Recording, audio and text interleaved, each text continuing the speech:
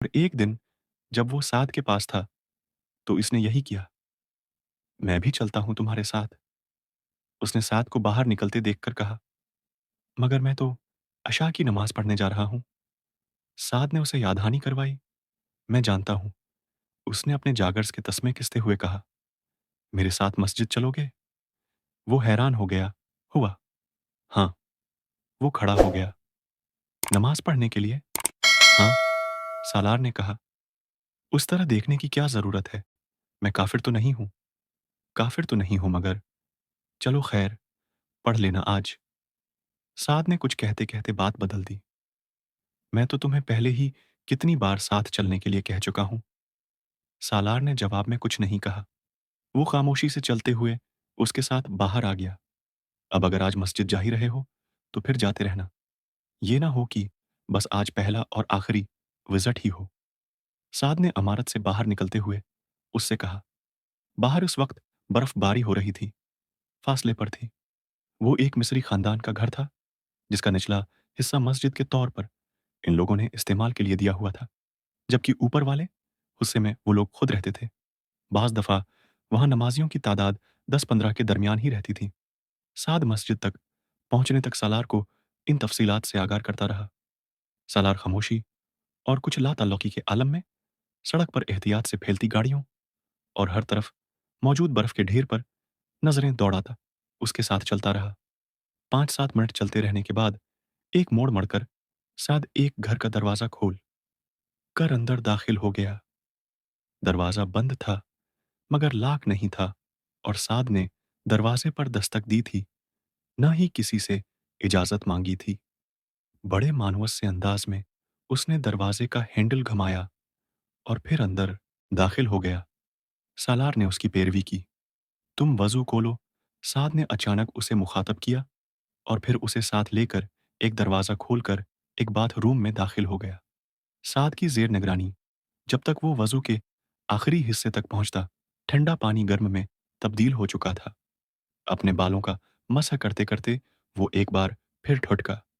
साद समझा उसे सही तरीका नहीं पता। इसने एक बार फिर उसे हदायत दी। वो खालिद दहनी के आलम में अपने हाथों को एक बार फिर हरकत देने लगा। गरी तक हाथ फेरते हुए उसका हाथ गर्दन में मौजूद जंजीर से टकराया था।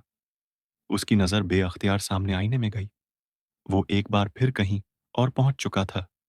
साद ने उससे कुछ कहा था। उस बार उसने नहीं सुना। कमरे में मौजूद 10 अफराद 2 सफ़ों में खड़े हो रहे थे। वो साद के साथ पिछली सफ में खड़ा हो गया। इमाम साहब ने इमामत शुरू कर दी। सब हैं, हमराह हो रहे थे। के साथ उसने भी नियत की। नमाज से वाकई सुकून मिलता है। उसने कोई 2 हफ्ते पहले एक लड़के को नामिस के मसले पर साद के साथ बहस में अलझा पाया था। मुझे तो मिलता है, साद ने कहा। मैं तुम्हारी बात नहीं कर रहा, मैं सबकी बात कर रहा हूँ। सबको मिलता है। इस लड़के ने कहा था। ये मुनहसर है कि सब कितना अनवालो होकर नमाज पढ़ते हैं। सालार बड़े उकताए हुए अंदाज में उनकी बहस किसी मुदाखलत या तबसरे के बगैर सुनता रहा था। उस वक्त वो लाशूरी तौर पर नमाज में उन्हमाक पैदा करने की कोशिश कर रहा था। सुकून? मैं वाकई ही देखना चाहता हूँ कि नमाज से सुकून कैसे मिलता है। उसने रुकवा में जाते हुए अपने दिल में सोचा। फिर उसने पहला सजदा किया। उसके उत्तराब और बेचैनी में यकबह इजाफा हो गया।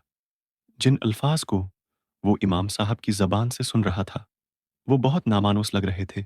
जो लोग उसके अर्द गर्द खड़े थे, वो उसे ना आशना लग रहे थे। जिस माहौल में वो मौजूद था, वो उसे गैर फितरी लग रहा था। और जो कुछ वो कर रहा था, वो उसे मुनाफिकत महसूस हो रही थी। हर सजदे के साथ उसके दिल व दिमाग का बोझ बढ़ता जा रहा था। उसने पहली 4 रकातें बेमुश्किल खत्म की। सलाम फेरने के दौरान उसने अपने दाएं जानिब वाले हाथ को अब अधेड़ उम्र शख्स के गालों पर आंसू देखे उसका दिल वहां से भाग जाने को चाहा। वो जी कड़ा करके एक बार फिर खड़ा हो गया। उसने एक बार फिर नमाज में पूरी तरह मुनहमक होने की कोशिश की। इस बार मैं पढ़ी जाने वाली आयत के हर लफ्ज पर गौर करूंगा। शायद इस तरह उसकी सोच का तसलसल टूट गया। नियत की जा रही थी। उसका हम कहेंगे कि उसने किया क्या है। दिल मजीद चाट हो गया। सिर का बोझ बढ़ता जा रहा था। इसने आयात के मफ़हूम पर गौर करने की कोशिश की। अल्हम्दुलिल्लाह रब्बिल आलमीन। सूरह फ़ातिहा की तिलावत शुरू हुई। रहमान रहीम। इसने तौजह मज़कूर रखने की पूरी कोशिश की। मालिक यौमुद्दीन। तोजा भट्ट की। इयाक नाबद व इयाक नस्ताइन। उसे सूरह फ़ातिहा का तर्जुमा आता था। उसने चंद दिन पहले ही पढ़ा था। एहदना सिरातुल मुस्तकीम। सीधा रास्ता। उसने ज़हन में दोहराया। अस्सिरातुल मुस्तकीम। सीधा रास्ता। उसका दिल चाहा वहाँ से भाग जाए। उसने वहाँ नमाज़ जारी रखने की एक आखिरी कोशिश की। उसका ज़हन एक बार फिर पीछे गया। उसने अपने बंधे हुए हाथ खोले। वो आखिरी सफ में खड़ा था। बहुत आहिस्तगी से चंद कदम पीछे गया और सफ से निकल गया। ये काम मैं नहीं कर सकता। मैं नमाज़ नहीं पढ़ सकता। उसने जैसे एतराफ़ किया। बहुत खामोशी के साथ वो पीछे होता गया। बाकी लोग अब रुकवा में जा रहे थे। वो मड़कर दब्बे कदमों मगर तेज़ रफ़्तारी से बाहर निकल गया। मस्जिद से निकलते हुए उसके जागर्स उसके हाथ में थे। गायब दिमागी के आलम में वो बाहर सीढ़ियों पर खड़े होकर चंद लम्हे इधर-उधर देखता रहा। उसके बाद वो सीढ़ियाँ उतर गया। पाँव में जुराबें और हाथ में जागर्स पकड़े वो खाली अल-ज़हनी के आलम में इमारत की अक़बी दीवार की तरफ आ गया। वहाँ भी एक दरवाज़ा और कुछ सीढ़ियाँ नज़र आ रही थीं, मगर वो सीढ़ियाँ बर्फ़ से उटी हुई थीं।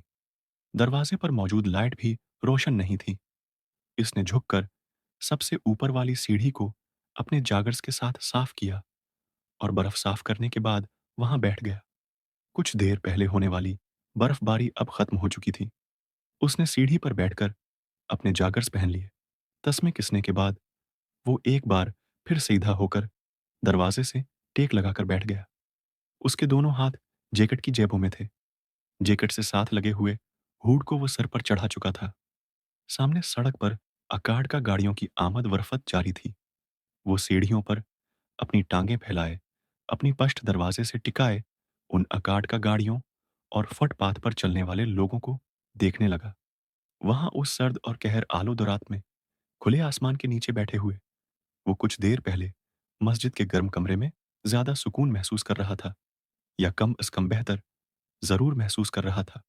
उसने जेब में हाथ डालकर लाइटर निकाल लिया और उसे जलाकर अपने पैरों के करीब सीढ़ियों पर पड़ी बर्फ को पिघलाने लगा। कुछ देर तक वो इसी सरगर्मी में मशगूल रहा। फिर जैसे उसने अकताकर लाइटर दोबारा जेब में डाल लिया। जिस वक्त वो सीधा हुआ, उसने अपने बिल्कुल सामने एक औरत को खड़ा पाया। वो यकीनन उस वक्त वहां आकर खड़ी हुई थी जिस वक्त वो सीढ़ियों पर झुका अपने दोनों पांव के दरमियान मौजूद बर्फ को लाइटर से पिघला रहा था। वो नीम तारीकी में भी उसके चेहरे की मुस्कुराहट को देख सकता था। वो मनी स्कर्ट और एक मुख्तसर ब्लाउज में मलबूस थी। उसने फरकोट पहना हुआ था, मगर वो फरकोट आगे से दानस्ता तौर पर खुला छोड़ा गया था। वो फरकोट की दोनों जेबों में हाथ डाले सालार के बिल्कुल सामने बड़े स्टाइल से खड़ी थी। सालार ने सिर से लेकर पांव तक उसे देखा। उसकी लंबी टांगें इस सर्दी में भी बरहना थीं। उसके ओकब में मौजूद दुकानों की रोशनियों के बैकग्राउंड में उसकी टांगें एकदम बहुत नुमायां हो रही थीं और उसकी टांगें बहुत खूबसूरत थीं। कुछ देर तक वो उनसे नजरें नहीं हटा सका। इस औरत के पैरों में बोट निमाहाई हेल के जूते थे। सालार हैरान था वो बर्फ के इस ढेर पर इन जूतों के साथ किस तरह चलती होगी। आई चार्ज 50 फॉर 1 आवर, इस औरत ने बड़े दोस्ताना अंदाज में कहा। सालार ने उसकी टांगों से नजरें हटाकर उसके चेहरे को देखा। उसकी नजरें एक बार फिर उसकी टांगों पर गईं। कई सालों में पहली बार उसे किसी पर तरस आया। क्या मजबूरी थी कि वो इस बर्फ बारी में भी उस तरह बरहुना फिरने पर मजबूर थी, जबकि वो इस मोटी जीन्स में भी सर्दी को अपनी हड्डियों में घुसते महसूस कर रहा। ओके, $40 था।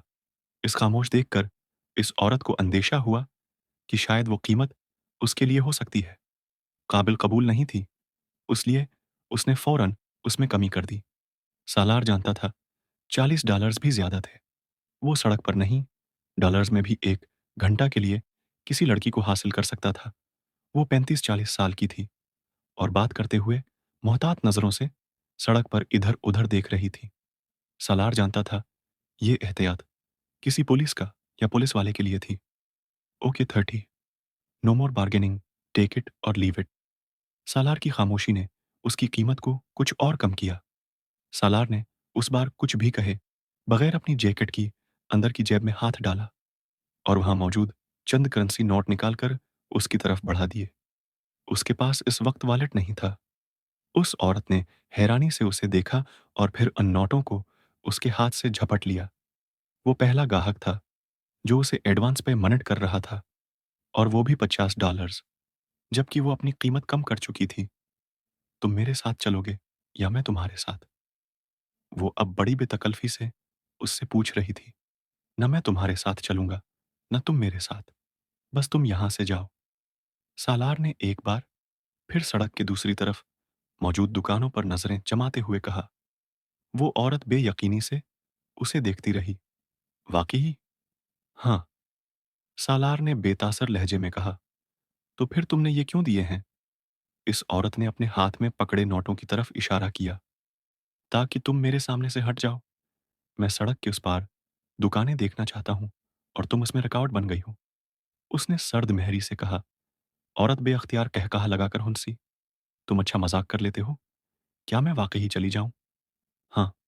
वो औरत कुछ देर उसे देखती रही। ओके, थैंक यू हानी। सालार ने उसे मड़कर सड़क पार करते हुए देखा। वो लाशूरी तौर पर उसे जाता देखता रहा। वो सड़क पार करके एक दूसरे कोने की तरफ जा रही थी। वहां एक और आदमी खड़ा था। सालार ने दोबारा नजरें उन दुकानों पर जमा लें। बर्फबारी एक बार फिर शुरू हो चुकी थी। वो फिर हो चुकी थी। भी इत्मीनान से वहीं बैठा रहा। बर्फ अब उसके ऊपर भी गिर रही थी। वो रात के 2:30 बजे तक वहीं बैठा रहा। जब सड़क के पार दुकानों के अंदर की लाइट्स उसने एक बाद दीगरे बंद होते देखे, तो वो अपनी जैकेट और जीन्स से बर्फ झाड़ता हुआ उठ खड़ा हुआ। अगर वक्फे वक्फे से वो अपनी टांगें हिलाना रहा होता, तो उस वक्त तक वो अपने पैरों पर खड़ा होने के काबिल नहीं रह सकता था। उसके बावजूद खड़ा होकर कदम उठाने में उसे कुछ दख्त हुई। चंदमंड वहीं खड़ा अपने पैरों को झटकता रहा और फिर इसी तरह जैकेट की जेबों में हाथ डालकर वापस अपार्टमेंट की तरफ जाने लगा। वो जानता था साद ने उसे मस्जिद से निकलकर बहुत ढूंढा होगा और उसके बाद वो वापस चला गया होगा। कहाँ चले गए थे तुम? साद उसे देखते ही चलाया। वो कुछ कहे बगैर अंदर चला आया। मैं तुमसे कुछ पूछ रहा हूं। साद दरवाजा बंद करके उसके पीछे आ गया। सालार अपनी जैकेट उतार रहा था। कहीं नहीं गया था। उसने जैकेट लड़काते हुए कहा। तुम्हें पता है कि मैंने तुम्हें कितना तलाश किया है? कहाँ कहाँ फोन है? कई हैं। और अब तो मैं इतना परेशान हो चुका था कि पुलिस को फोन करने वाला था। तुम आखिर इस तरह नमाज छोड़कर गए। कहाँ थे? सलार कुछ कहे बगैर अपने जागर्स अतारने लगा। मैंने तुम्हें बताया है, कहीं नहीं। तो फिर अब तक कहाँ थे? साद उसके सामने आकर खड़ा हो गया। वहीं था, मस्जिद के पिछले हिस्से में फुटपाथ पर। उसने इत्मीनान से कहा। वाट, इतने घंटे तुम वहां फुटपाथ पर बर्फ में बैठे रहे हो? सात दम बखुद रह गया। हाँ, कोई तक बनती है उस हरकत की। वो झुलाया। नहीं, कोई तक नहीं बनती। सालार ने उसी तरह सईदा बेड पर लेटते हुए कहा। कुछ खाया है? नहीं। तो खाना खा लो। नहीं, भूख नहीं है। वो अब छत पर नजरें जमाए हुए था। साद उसके करीब बेड पर बैठ गया। तुम्हारे साथ आखिर मसला क्या है? बता सकते हो मुझे? सालार ने गर्दन को हल्की सी हरकत से कर उसे देखा। कोई मसला नहीं है, बेतासर लहजे में कहा गया। मैं समझा, तुम अपने अपार्टमेंट चले गए हो, मगर वहां बार बार रंग करने पर भी तुम न मिले। साद बड़बड़ा रहा था। सालार की नजरें छत पर ही थीं। इससे बेहतर था कि मैं तुम्हें अपने साथ नमाज पढ़ने लेकर ही ना जाता। आइंदा मेरे साथ मत जाना तुम। साद ने नाराजी से कहा। वो अब उसके बेड से उठ गया था। कुछ देर तक वो अपने काम नपटाता रहा। फिर वो नाइट बल्ब ऑन करके अपने बेड पर लेट गया। उसने अभी आंखें बंद की थीं जब उसने सालार की आवाज सुनी। साद। हाँ, उसने आंखें खोल दें। ये मुसरात मुस्तकीम किया होता है? सादा लहजे में पूछे गए। सवाल ने साद को हैरान कर दिया। उसने गर्दन मोड़कर बाएं जाना बेड पर सीधा लेटे हुए सालार को देखा। सिरात मुस्तकीम, सीधे रास्ते को कहते हैं। जानता हूँ, मगर सीधा रास्ता क्या होता है? अगला सवाल आया। साद ने उसकी तरफ क्रोट ले ली।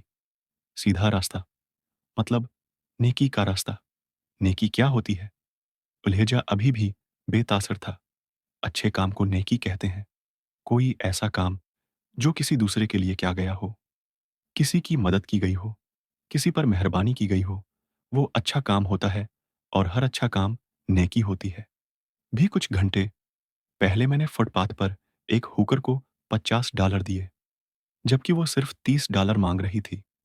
उसका मतलब है, ये नेकी हुई? साद का दिल चाहा, वो एक घोंसा उसके मना पर खींच मारे। वो अजीब आदमी था। बकवास बंद करो और सो जाओ। मुझे भी सोने दो। उसने कंबल लपेट लिया। सालार को हैरत हुई, वो किस बात है? पर हैरान हुआ था, तो ये नेकी नहीं हुई। मैंने तुमसे कहा है, अपना मुन्हा बंद करो और सो जाओ। साद एक बार फिर धाड़ा। इतना नाराज होने की जरूरत तो नहीं है। मैंने तुमसे एक बहुत मामूली सा सवाल किया है। सालार ने बड़े तहम्मुल से कहा। साद एकदम कुछ मुश्ताइल होते हुए उठकर बेड पर बैठ गया। उसने लेमअप ऑन कर दिया। तुम्हारे जैसे आदमी को मैं क्या सिरात मुस्तकीम समझाऊं? क्या तुम पागल हो या जाहल हो या गैर मुस्लिम हो?